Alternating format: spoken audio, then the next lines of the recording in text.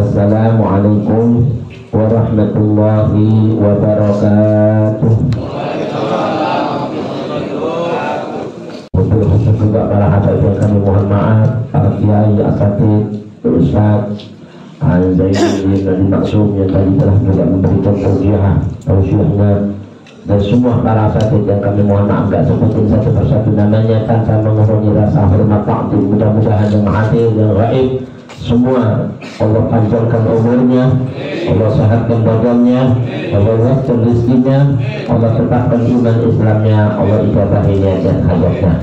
Wabil khusus pada malam yang penuh barakah ini, kita sekarang berada di Lailatul Jumu'ah, Lailatul Mubarakah, dan juga di malam Al-Ashir min Syahrul Muharram, Syahrul Mubarak. Mudah-mudahan tahun yang baru Hijriah ini buat kita akan menjadi lebih baik dari tahun-tahun sebelumnya.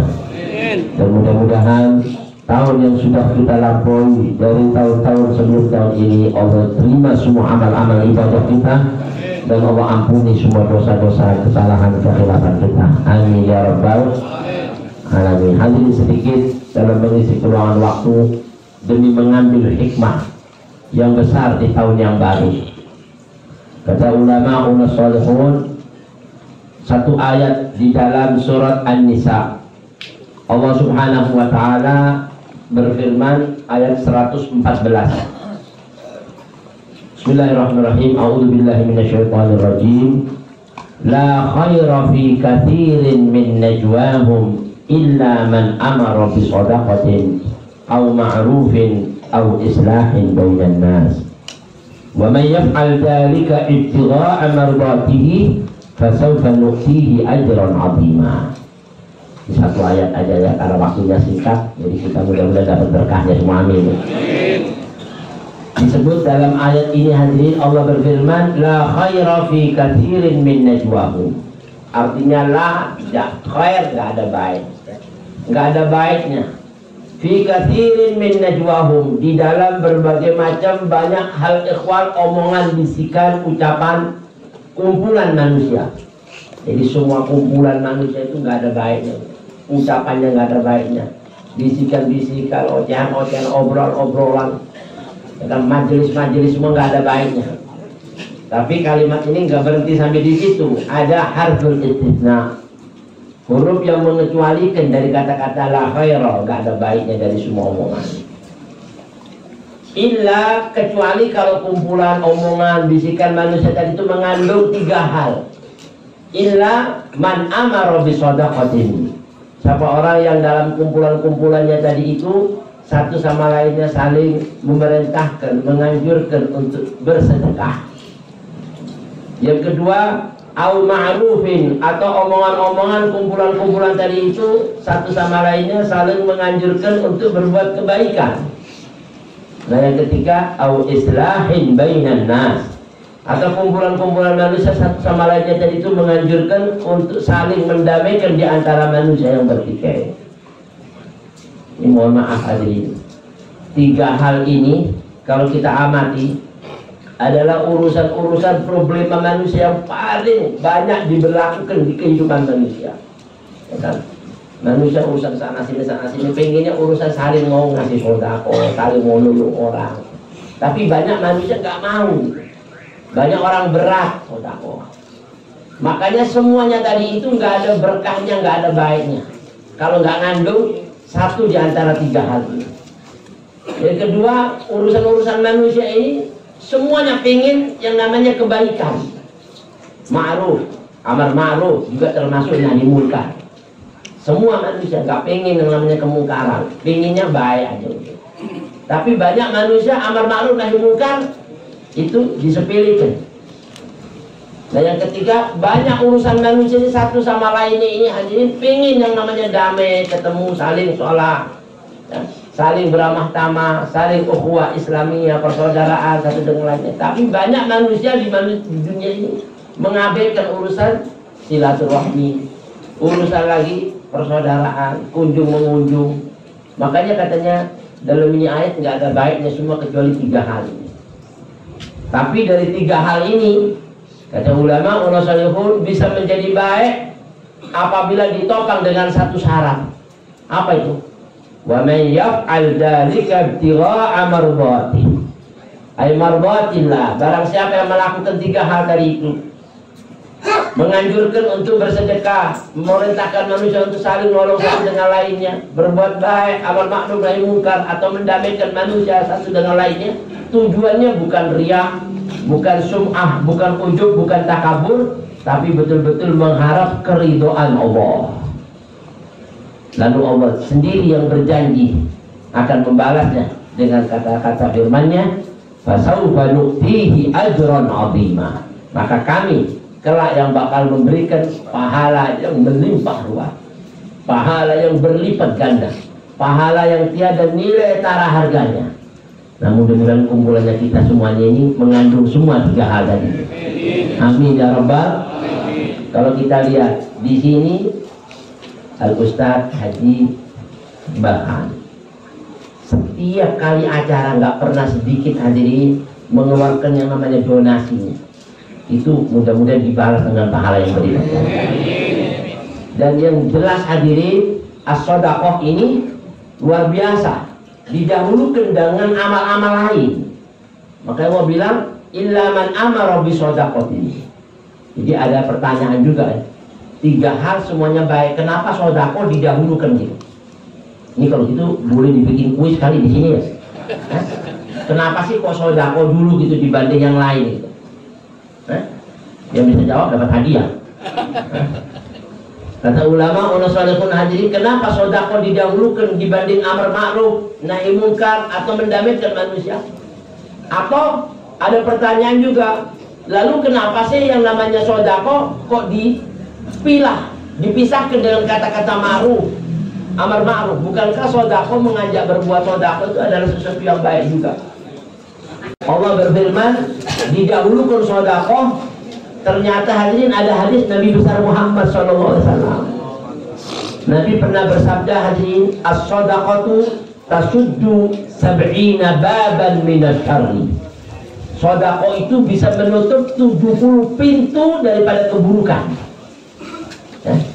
Kenapa didahulukan sedekah? Nah, kalau dia sudah mengeluarkan sedekahnya, dia sudah selamat dari yang namanya musibah-musibah bencana bala. Artinya dia kalau sudah selamat dari musibah bencana bala, dia bakal sehat afiat. Dan kalau dia sudah sehat afiat, gampang melaksanakan amal-amal ibadah yang lain, termasuk amar ma'ruf nahi munkar, ya kan, islah bainan nas dan lain sebagainya, iktikaf, ngaji, wirid, hadir majelis taklim. Coba kalau seandainya kita yang hadirin belum ngaji sudah ketabrak truk, kira-kira bisa datang ke sini nggak? Jadi makanya sebelum berangkat suruh sedekah, ya kan? Itu Nabi besar Muhammad SAW pernah menganjurkan hadirin sedekah itu bakiru bis sedekah. Jadikan pagi-pagi hari Anda itu begitu melek mata suruh sedekah. Ternyata hadirin Al-Faqir dulu pernah datang ke Lombok.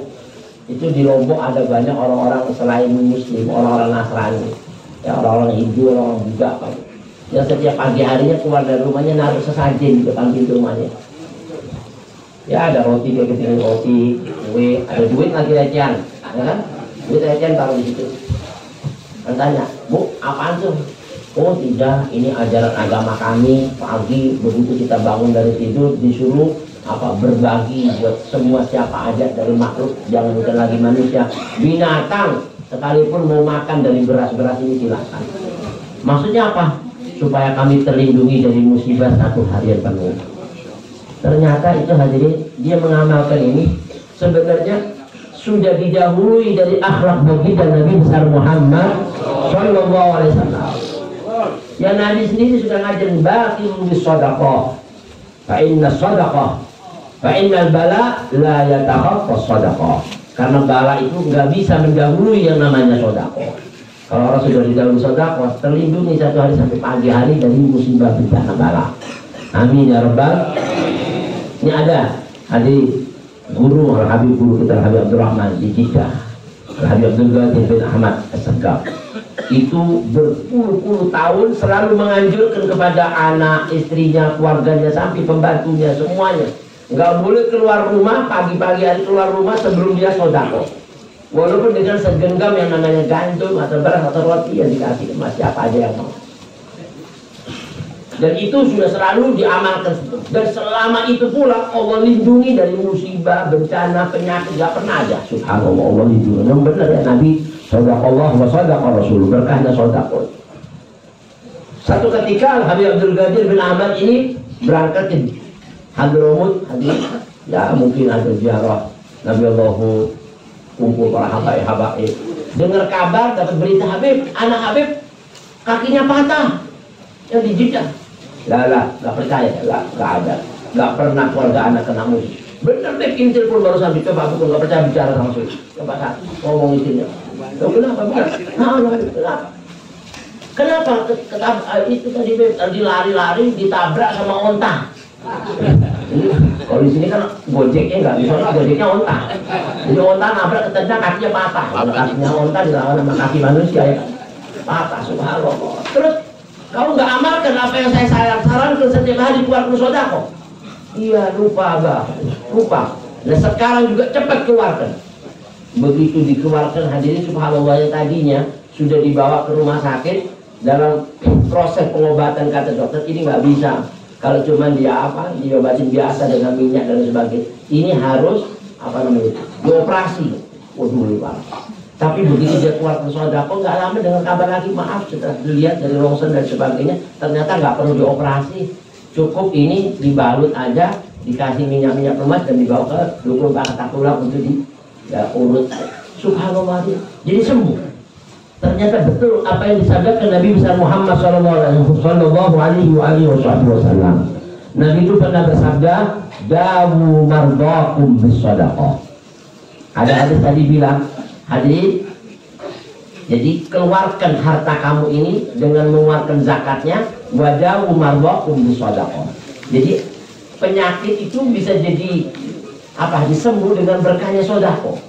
Jadi kalau solusi pertama kamu sudah lupakan dari ingin selamat dari musibah, ternyata kita kena musibah gara-gara sedekah, masih ada solusi kedua, buat cepat menyembuhkan dari penyakit yang telah menimpanya.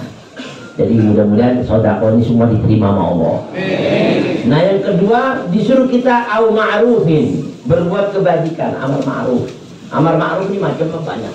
Katanya ulama, kalau kita nggak bisa berbuat kebaikan dengan bersedekah, ada juga amal ma'ruf kebaikan dengan kalimatut thayyibah, zikir, wirid, tasbih, tahmid. Itulah hadirin yang namanya agama Islam ini banyak jalan-jalan menuju kebaikan. Nggak bisa sedekah, boleh sedekah dengan subhanallah, alhamdulillah, la ilaha illallah, Allahu akbar. Ada orang datang kepada Nabi kita Muhammad SAW, ya Rasulullah, enak banget jadi orang kaya Nabi. Emang kenapa? Dia bisa makan enak-enak dengan hartanya, dia bisa kesini, bisa kemana. Terus kenapa? Kami orang fakir, gimana kami bisa mendapatkan itu semuanya kalau kami nggak punya apa-apa? Kata Rasulullah, jangan kecil hati. Kau juga bisa dapatkan pahala yang besar dengan sedekah, walaupun bukan dengan hartamu. Walikulli tasbihatin sedekah, walikulli tahmidatin sedekah, walikulli tahlilatin sedekah, walikulli takbiratin sedekah. Kau ngomong subhanallah itu sedekah. Kau ngomong alhamdulillah sedekah. Kau ngomong la ilaha illallah sedekah, kau ngomong Allahu akbar sedekah. Makanya subhanallah walhamdulillah wa la ilaha illallah wallahu akbar. Bahkan ini yang disebut di dalam ayat suci Al-Qur'an, al-baqiyatus shalihat khairun 'inda rabbika thawaban wa khairun amala. Di sisi Allah itu pahalanya lebih gede, dan di sisi Allah itu yang lebih baik buat kita jadikan angan-angan kita nanti mendapatkan kebahagiaan. Kalimat yang banyak, jangan lupa, jangan kosongkan kalimat-kalimat zikir di lisan-lisan kita hadirin. Karena orang sering zikir itu Allah selalu dekat sama dia. Amin ya rabbal. Nah yang terakhir, au islahin bainan nas, mendamaikan di antara umat manusia yang bertikai. Allah enggak bilang bainal mu'minin wal mu'minat, enggak, tapi bainan nas. Jadi orang kafir sekalipun bertikai kita damaikan, kita dapat pahala. Apalagi orang muslim yang bertikai. Orang ribut satu sama lain, saudara nggak mau kunjung rumah saudara, kita ingatkan supaya dia saling menyambung tali silaturahim. Maka itu adalah salah satu anjuran yang diperintahkan Allah dalam ini ayat. Bahkan wabil khusus esok hari ini akan masuk tanggal 10 Asyura, yang sampai kata Rasulullah SAW disuruh baik urusan keluarga kita. Sampai kalau perlu hadirin tambahin belanja biaya nafkah kita. Kata Rasulullah SAW, kita berbuat baik sama orang lain itu bagus. Di hari apa ada bagus? Apalagi di waktu dan di tempat, di masa yang mulia, itu lebih bagus, lebih utama. Apalagi buat keluarga anak itu. Sampai dalam salah satu hadis yang diriwayatkan dari Jabir bin Abdullah radhiyallahu anhu wa ardhahu, qala Rasulullah sallallahu alaihi wasallam, man wasa'a ala iyalihi yawma Ashura wasa'allahu alaihi fissanati kulliha. Siapa orang yang mau meluaskan biaya belanja nafkahnya buat keluarga-keluarganya di hari Ashura, maka Allah Subhanahu wa taala akan meluaskan nanti rezekinya 1 tahun penuh. Amin. Insya Allah pengen lancar apa pengen seret rezeki. Nah, mulai besok seandainya 1 hari kita kasih istri kita 10.000, tambahin dia 100, ya enggak? Setuju apa enggak nih? Janji ya, awas. Nah, itu hadirin adalah sesuatu janji yang memberi kebahagiaan besar. Begitu juga dianjurkan puasa sunnah di hari Ashura. Sampai Rasulullah SAW punya harapan besar. Dalam hadis Rasulullah pernah bersabda, wallahi inni la ahtasibu ayyukaffirullahu sanata ma ayyukaffir sanata allati qabla. Saya berharap sama Allah, kalau ada orang yang mau puasa hari Ashura, dosanya 1 tahun yang lampau dihapus sama Allah Subhanahu wa taala. Antum tahu hadirin, Allah enggak pernah yukhayyibu raja'a raji, menyia-nyiakan harapan orang yang berharap, apalagi Nabi yang berharap buat kita. Kira-kira kalau Nabi berharap ditolak sama Allah apa diberi? Orang baik aja kita ini sekarang lagi kumpulin, lagi berharap malam Jumat mudah-mudahan kabul hajat. Insya Allah semua hajat kita kabul. Apalagi Nabi berharap siapa orang yang puasa di yaumi Ashura, saya berharap sama Allah supaya dosanya 1 tahun yang lampau diampuni, dihapus oleh Allah. Kira-kira pengen puasa nggak besok? Tapi mesti niat nih. Ayo niat sekarang ya. Setuju ya? Ayo bismillahirrahmanirrahim. Nawaitu sauma ghadin an adai siyami Ashura imanan wa ihtisaban sunnatan lillahi ta'ala. Maka Nabi menganjurkan orang puasa Ashura itu bukan cuma tanggal 10 aja, kalau bisa tanggal 9, 10. Ini tanggal tadi ini 9 ya kan. Kalau kita kelewatan tadi nggak puasa, boleh besok 10, 11. Kenapa hadirin? Karena Nabi pernah melihat sekumpulan orang-orang Yahudi saat lagi tanggal 10 Ashura mereka puasa. Mereka puasa, ditanya Rasul, "Kamu puasa apa nih?" "Ini kami puasa menghormati Nabi kami, Nabi Musa, saat diselamatkan oleh Allah dari kejaran Fir'aun."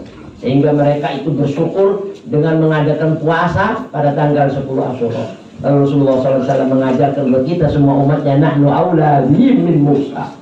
Buat urusan kamu sama Nabi Musa, sama kita sama Nabi Musa, kita lebih utama menghormati Nabi Musa dibanding ente menghormati Nabi Musa. Ente menghormati Nabi Musa nggak perlu nggak yakin sama Nabi Muhammad. Nabi Musa bisa gambarin satu persatu orang Yahudi kayak begini, ya kan? Kalau orang beriman sama Nabi Musa harus beriman sama Nabi Muhammad, ya kan? Maka kata Rasulullah, kalau gitu sungguh berpuasalah kalian semuanya nanti pada tanggal 10 Ashura, yauman qablahu wa yauman ba'dah. Kalau bisa 1 hari sebelumnya atau 1 hari setelahnya. Nah, mudah-mudahan ya kita semua niat pada malam hari ini, niat kita, hajat kita enggak disia-siakan oleh Allah Subhanahu wa taala.